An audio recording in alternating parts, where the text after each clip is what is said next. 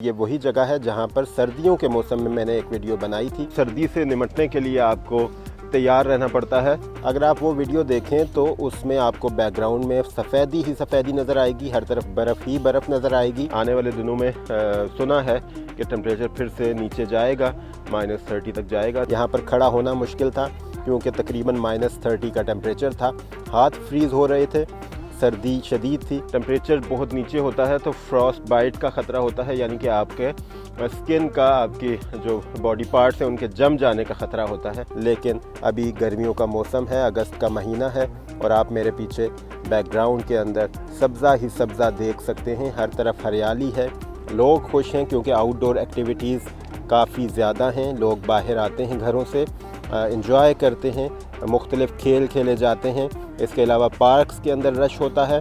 आपको यहाँ पर मुख्तलिफ़ किस्म के जानवर देखने को मिलेंगे, जिसमें डियर जो है वो अच्छी खासी तादाद के अंदर आपको देखने को मिलता है।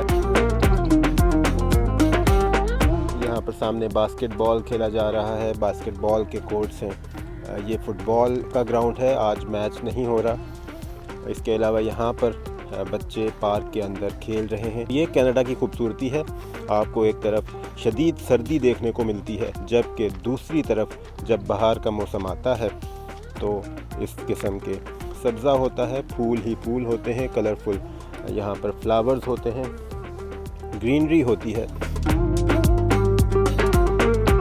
यहाँ पर डियर अच्छी खासी तादाद में मौजूद हैं इस जंगल के अंदर। ये छोटा सा जंगल है, यहाँ पर इसको डलहौजी फॉरेस्ट कहा जाता है और यहाँ पर आपको डियर्स अच्छी खासी तादाद के अंदर मिलेंगे।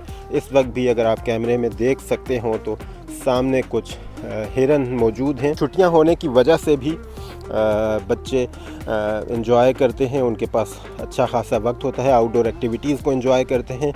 फ़ुटबॉल क्लब्स हैं, सॉकर के क्लब्स हैं, इसके अलावा कुछ मैचेस होते हैं फ़ुटबॉल के, लोग वो एंजॉय करते हैं।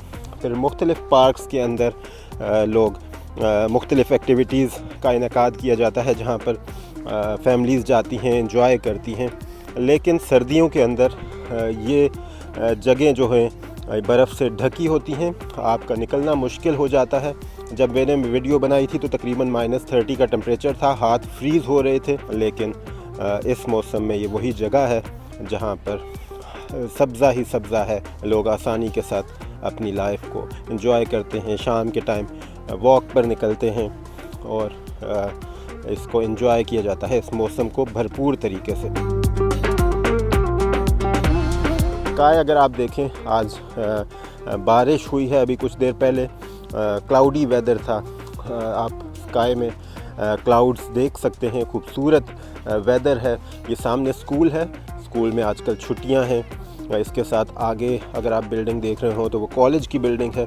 इसके साथ यहाँ पर फ़ुटबॉल का ग्राउंड है और बास्केटबॉल के कोर्ट्स हैं, जहाँ पर रोज़ाना की बुनियाद पर बच्चे आकर बास्केटबॉल खेलते हैं। यहाँ पर बास्केटबॉल ज़्यादा तादाद में खेली जाती है। तो ये एक ओवरव्यू था यहाँ कनाडा की लाइफ का, कनाडा के हालात का, मौसम के हवाले से कि मौसम कैसा है। एक तरफ एक्सट्रीम वेदर मिलेगा आपको, एक्सट्रीम सर्दी मिलेगी, तो दूसरी तरफ आपको ऐसा खूबसूरत सब्ज़ा, खूबसूरत मनाजिर आपको देखने को मिलेंगे। इंशाल्लाह मुलाकात होगी अगली किसी वीडियो में।